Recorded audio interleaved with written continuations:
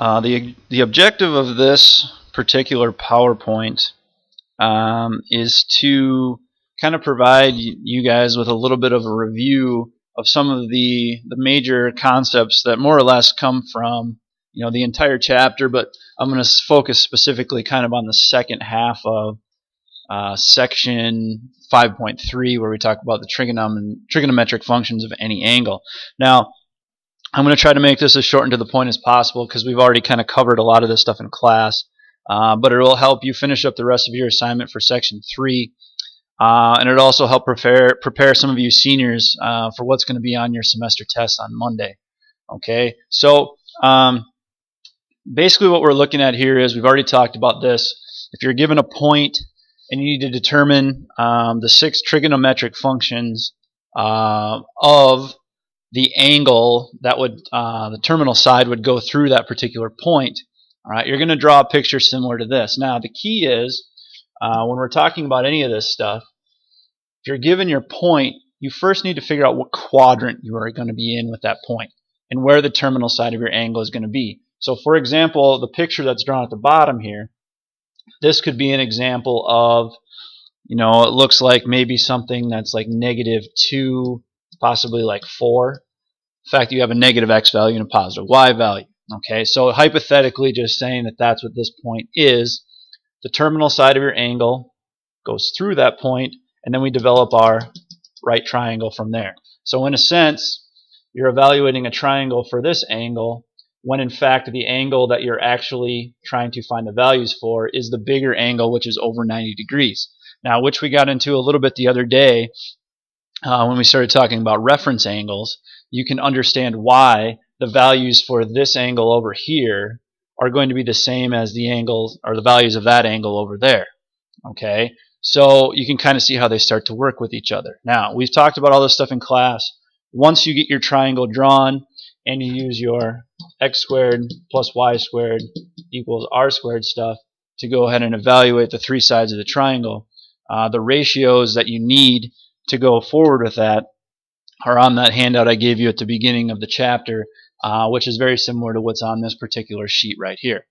Just remember, positives and negatives do play an important role in this, and at the same time, your r value, which more or less is your hypotenuse value, is always going to be positive.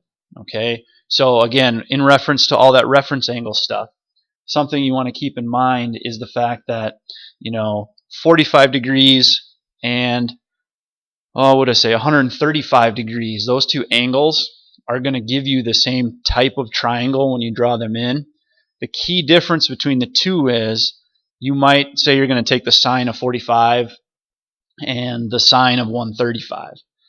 The actual value that's associated with that, square root of 2 over 2, is going to be the same value for each of those functions for 45 and 135. You just need to determine whether or not they're both going to be positive, or maybe one's positive or negative. All right, so that's kind of the whole key in using all this stuff. Now, this is just talking about the fact that what we're dealing with is more or less a case of similar triangles. So what this is getting at is, say the terminal side of your angle goes through a point right here. Well, maybe it is possible that on that same line there could be another point way out here that it also goes through. All right.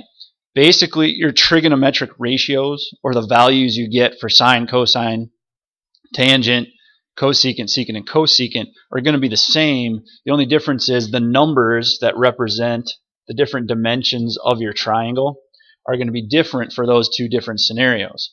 All right. But the key is, you're still going to end up with the same values at the end, because you're talking about the same angle regardless of how big the triangle is. All right, here's just another example of what we were talking about before. I'm not going to worry too much about actually going through how to do this because we talked about it before, but in this case, if you have the point -4, 3, that just means that -4 is your x value, 3 is your y value, and this one in this case is already figured out for us because it's a 3, 4, 5 triangle.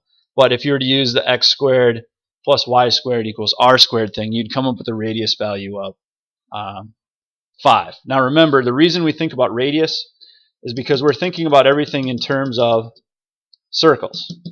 So if I were to kind of draw out a circle here, and this is going to be not very great in terms of what it actually looks like, but the whole idea that we use the equation of a circle is because this point is technically on the outside of our circle, along with being on the terminal side of our angle. So if x squared plus y squared equals r squared is the equation for a circle, that would mean that if we figure out what r is, it's going to be the radius of the circle and also the hypotenuse of our triangle. So again, I apologize for not really drawing that circle perfect in there, but it gives you a general idea of what we're actually looking at. Okay. Now I'm going to kind of skip over this one just because this is similar to the stuff that you did in the first part of your worksheet. Just remember, if you have the point -3, -2, we're going to be in the third quadrant. So we'd go over and we'd probably be down here somewhere. So the terminal side of our angle is going to be down there. Remember, we're always starting everything in standard position. So -3, -2 on the way down after we draw our triangle in.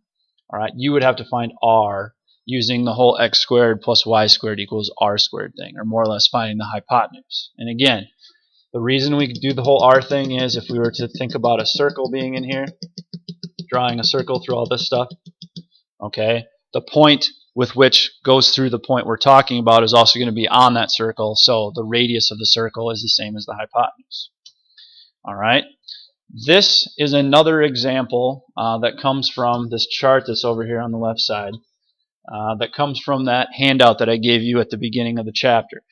And what this is getting at is basically back to kind of what we talked about earlier, as far as we can use reference angles to figure everything out in terms of what the values of sine, cosine, tangent, cosecant, secant, and cotangent are in quadrants other than just the first. Okay, now you have something on the front of your sheet that's a little bit easier to follow because it kind of has like sine of theta is positive, cosine of theta is positive, tangent is positive, and it has those listed in all four of your quadrants, so you kind of know what's going on. And just remember, the reciprocals of these functions are going to have the same sign. So if sine is positive, that means cosecant is also positive, so on and so forth. All right, this kind of takes you to the second page of your worksheet. Now again, I'm probably not going to go all the way through this, okay, but I'm going to kind of explain at least how to get it set up, because after you get it set up, it's just a matter of evaluating your triangle that happens to be there. So the first thing we want to look at with this is the fact that we have a tangent value, and then it also says the sine is less than 0. Now, like we talked about in class, if it says the sine is less than 0, that means the sine value is negative. So what I'm looking at first is the tangent is negative and the sine is negative. So on my handout, I'm going to go look at that little quadrant diagram, and I'm trying to figure out which quadrant is the tangent negative and the sine also negative. All right, and that looks like it would be the fourth quadrant. So what that tells me is I know when things are all said and done, my triangle that I draw, or the terminal side of my angle, has to be in the fourth quadrant somewhere. All right, so I'm going to go ahead and say, remember, we always start in standard position. All right, I'll kind of make that a little bit darker so you can see where we start. All right, and tangent and sine are both negative in the fourth quadrant, so I'm going to draw my terminal side of my angle down here in the fourth quadrant. Now, something to keep in mind is because we don't know specifically what point it goes through right now, it's probably might not necessarily be drawn to scale when we get done. All right, now I want to focus on the tangent part right here. Okay, tangent is y over x. Okay, so I have two numbers that are there. I'm going to go ahead and draw my triangle in here for a second. Okay, now I have two numbers that are there, and one of them has to be negative because I have a negative value. So -5 or -7, and the other one's going to be positive.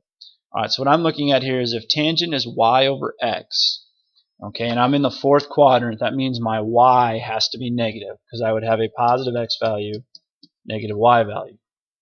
All right, so what this is telling me right here is my x is going to be 5 and my y is going to be -7. Okay, so technically, before we drew in our terminal side of our angle down here on the right, you probably could have tried to figure out what your point was first. Now, it's not always going to work out like that because you're not always going to be given tangent and be able to find a y and an x value. But in this case, it does. So what this is telling me is I know this is 5. I know this is -7. Okay, so shortcut, how that's going to work. Okay, now the thing to keep in mind is, say you were given like sine or cosine, that means you're going to get a leg, and you're probably going to get a radius that's involved. Okay, and then you would have to go ahead and find the other leg. But either way, from this point on, you're using x squared plus y squared equals r squared to find the missing side of your triangle. Okay, and once you find the missing side of your triangle, all you have to do from there is evaluate and figure out what the question is asking to find, in this case cosine and cosecant. All right, so we're not really reinventing the wheel or anything. There's a little bit different process here involved in figuring out what quadrant you're in, okay, based on the signs of the particular trig functions. But in the end, you're still going to get a triangle drawn in like we have down here on the right, and you still have to figure out the 3 different dimensions or the 3 different sides of it and go from there in solving your problem. All right, the next thing, which I've kind of alluded to a little bit already, is referred to as a reference angle. Now, basically with reference angles, what we're dealing with, what we're trying to do, is we're trying to make any angle into an angle that is between 0 and 90. Okay, so on that original handout that I gave you at the beginning of the chapter, you'll notice that on the chart you have values for sine, cosine, and tangent for 0, 30, 45, 60, and 90. And then 180 and 270 get thrown in there, but those are just quadrantal angles, so they're just kind of there for your benefit. But the key is you have values for 30, 45, and 60 are the main ones.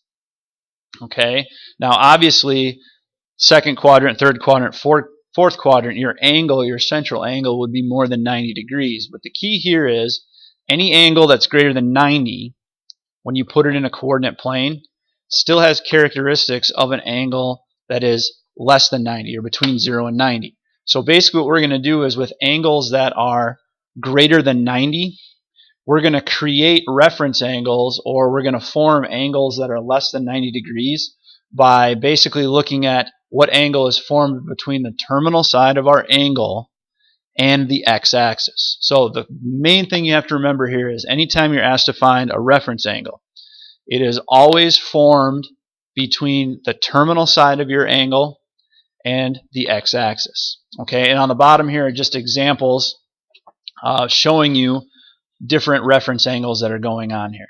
Okay, so what you'll notice here is you have this little theta sign with an apostrophe behind it. All that is indicating to you is that you're talking about an angle that is different than the original angle you're given. So like in these pictures down here. Right here, your original angle goes from here to here, but your reference angle is just the angle between your terminal side and the x-axis. Okay, so what we're going to do here is I'm just going to flip to the next page, and I'm going to go through at least one of these just to make sure that you kind of understand what's going on. Okay, but what I'm looking at here is 345. All right, now I'm going to draw a picture because I think it helps me. 345 is going to take me from my initial side all the way to down somewhere inside of the fourth quadrant. All right, so my whole angle up here is 345. Okay, my reference angle would be the distance in here, the distance between my terminal side of my angle and the x-axis. Okay, now it's not drawn to scale, but you get the general idea.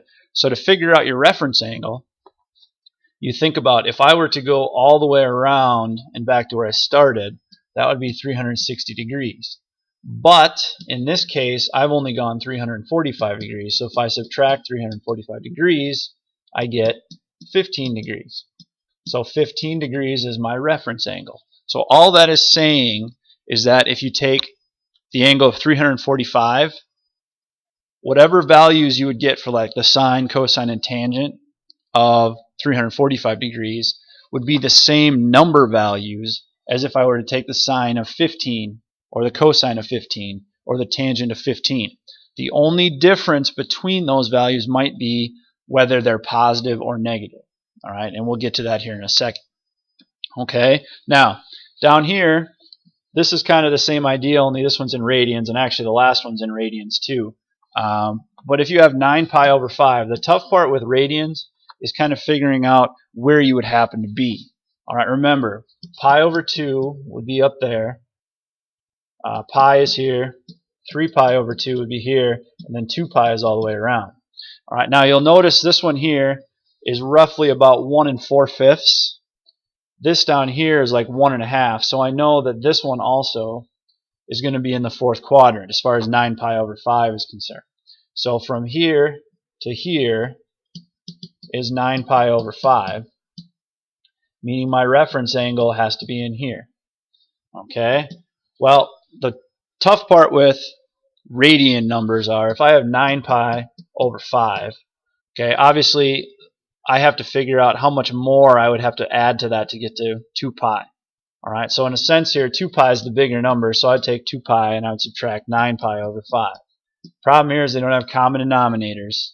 All right, so you're probably going to have to think about this as 10 pi over 5 minus 9 pi over 5, which is going to give you a difference of pi over 5. So your reference angle is just going to be pi over 5.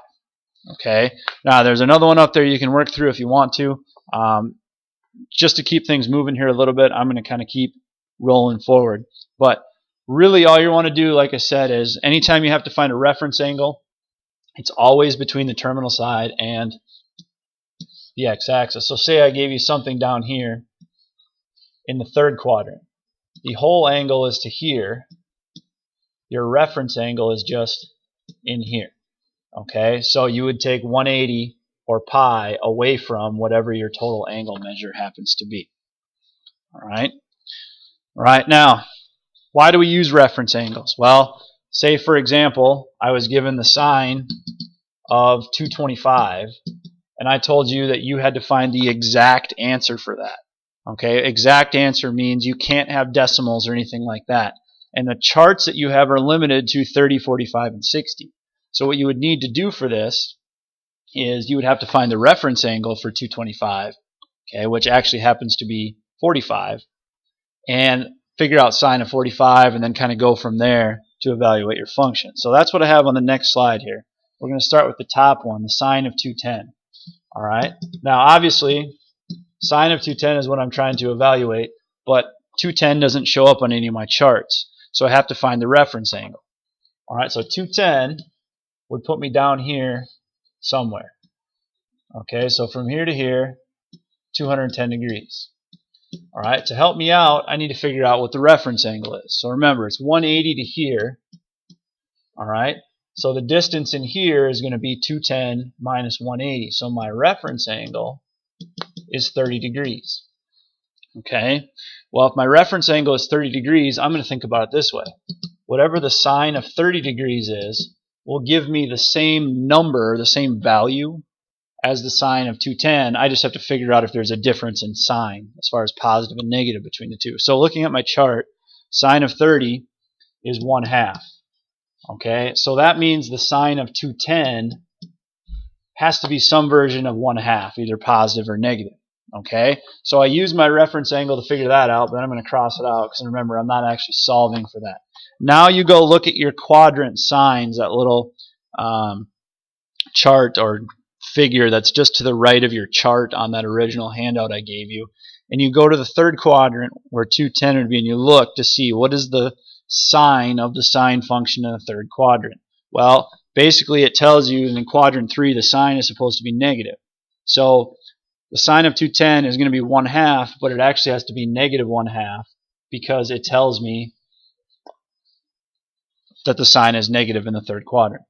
Okay, secant of 150 would work the same way. The only difference is we have to think in terms of reciprocals and such like that. Okay, so what I would want to do is I'd want to think about secant of 150 doesn't really help me out a whole lot because I don't have secant values on here. So I'm going to make that, think about the reciprocal of that, which would be the cosine of 150. Okay, so secant of 150 is what we're actually trying to find. Cosine of 150 is what's going to help me out the most. Now, reference angles. 150 puts me in the 2nd quadrant.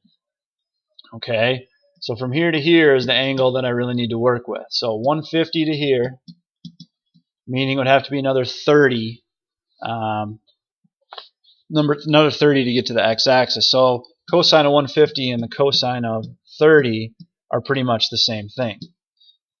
All right, so cosine of 30 on my sheet says square root of 3 over 2. All right, now again I want to look at cosine in the second quadrant because 150 puts us in the second quadrant. All right, in the second quadrant it says the cosine is negative. So what that means is the cosine of 150 would be negative square root of 3 over 2. All right, so if the cosine of 150 is negative square root of 3 over 2, to get the secant of 150, I would have to take the reciprocal of that. Okay, so the secant of this is going to be negative 2 over the square root of 3, which we know we can't leave that way, so we'd actually get negative 2 square root of 3 over 3. So secant of 150. So you kind of have to be prepared to kind of go about this in a little bit of a roundabout way sometimes, because you're given secant down here. You can't evaluate secant based on the information you have, so you think about its reciprocal, which is 150. Take the reference angle of 150, which is 30. Okay, so you figure out cosine of 30 would be the square root of 3 over 2. Okay, well, 30 is our reference angle. 150 is the actual angle we're trying to figure out. 150 is in the second quadrant up here. So cosine is negative in the second quadrant. So the cosine of 150 is negative square root of 3 over 2. And then because we're actually trying to figure out secant, you take the reciprocal of that answer, and that's what your secant actually happens to be. All right, now C for the whole cosecant thing would pretty much work the same way. You're just in radians instead of degrees, and you'd have to use the sine function to help you out because that's what shows up on your charts. Okay, so moving things along here again, what I'm looking at here is just an example of trying to evaluate an entire expression where we need to be exact, so we're going to have to use that same idea to go ahead and evaluate what's going on here. Okay, now tangent to 225, and in here I made a misprint. This would have to be 225 or it's not going to help us out at all. 224 isn't going to show up on a chart. Okay, but tangent of 225, so what I'm looking at is tangent of 225 doesn't help me, but the reference angle for 225 is 45, so I'm going to use that. Same thing here, sine of 45, because 45 is the reference angle for 225. And cosine of 60 is okay because 60 is already between 0 and 90, so technically 60 is the reference angle for 60 degrees. All right, so I'm going to look at my chart. Tangent of 45 is 1. All right, so now I got to go think about 45 is 1. Well, 225 is in the third quadrant, and it says the tangent is positive there also. So tangent of 225 is just positive 1. So tangent of 45, tangent of 225, same answer. All right, sine of 225, sine of 45. Well, the sine of 45 is the square root of 2 over 2. All right, so that means that the sine of 225 is some version of the square root of 2 over 2. I just got to figure out whether it's positive or negative. So I'm going to go down to the third quadrant. It says the sine is negative in the third quadrant. So I'm just going to go minus square root of 2 over 2. All right, and the cosine of 60, I don't have to do a lot of work with this one. Just going to be 1/2.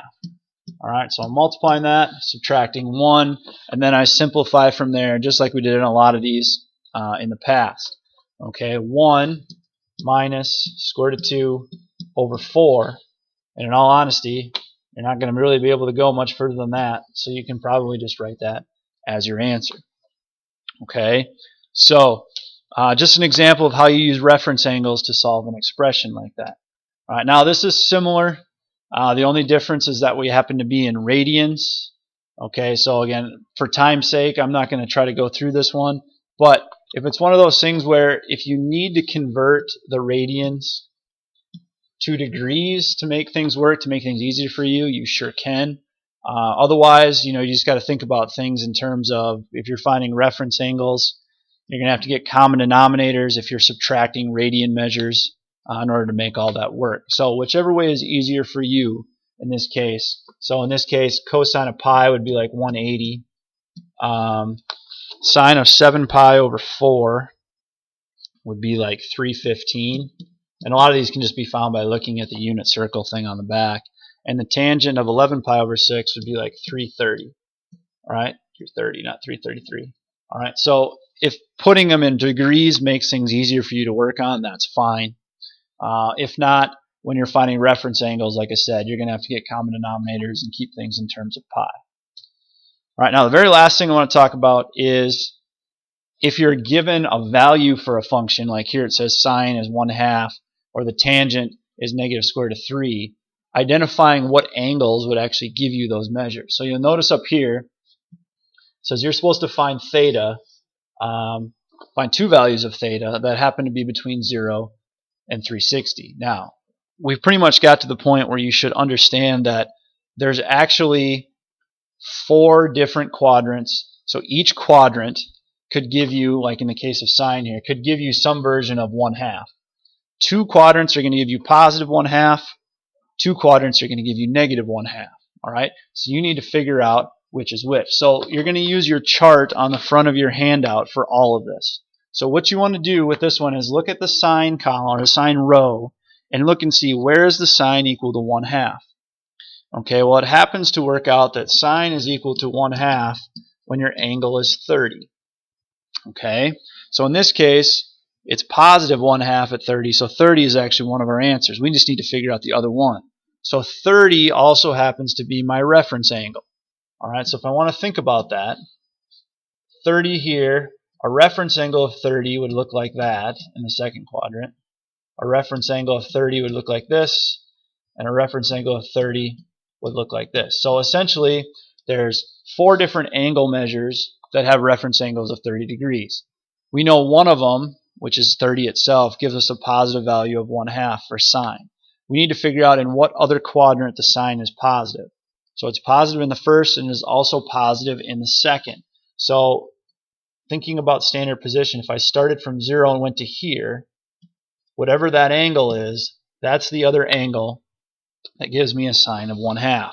Well, if I know from here to here is 30, and from here all the way over to here is 180, that means my other angle in there has to be 150 degrees. So 30 and 150 would give me a sine of 1/2, positive 1/2. Okay? My other 2 possibilities would have been 330 and 210. Alright? And those 2 values down there would give you a sine that is actually negative 1/2. Okay? But in this case, we just want the positive ones, so the boxed one is your answer. Alright, then the other one, tangent. Where's the tangent equal to negative square root of 3? So what you'd want to do is, again, look at your chart, and you'll notice in the tangent row you have a square root of 3, but you don't have a negative square root of 3. So what I'm going to do is I'm just going to write up here at 60 degrees, the tangent is actually equal to a positive square root of 3.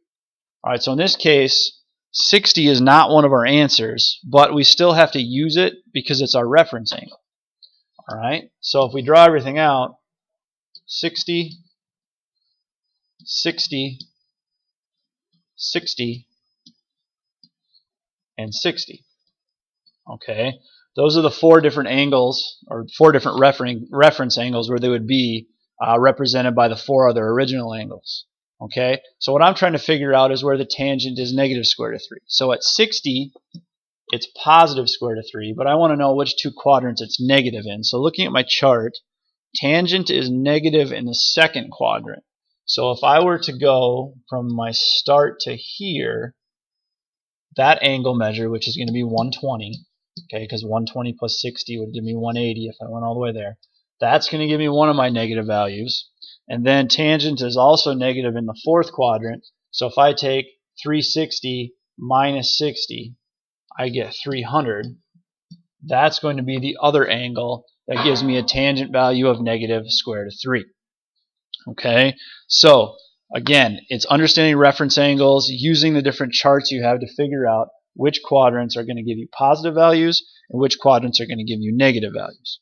Alright, so I did have another example up here, which I'm not going to spend time going through because I think you probably listened to this long enough and at least have a general idea of what's going on. But the only difference here is this says it wants your answers in radians instead. So again, if you want to think about everything in terms of degrees like we just did, and then at the very end, after you find your two angles, convert them into radians, that's fine. But up here, like I said, because it says they have to be between 0 and 2 pi, you have to write your answers in radians, otherwise it's not correct. Alright, so that's pretty much all I have left for you, or all I have for you. It was kind of a quick rundown of some of the different things that we're going to go ahead and deal with or have dealt with already in section 3 and moving forward as we go. So hopefully that gives you enough information or a little quick refresher to get you through the rest of your assignment and to also prepare you for any tests or quizzes that might be coming up. Make sure if you have questions that you ask about it, because all this trig stuff, which you've probably noticed already, really builds on itself. And if you don't get something along the way here, it's only going to make things more difficult as we move forward.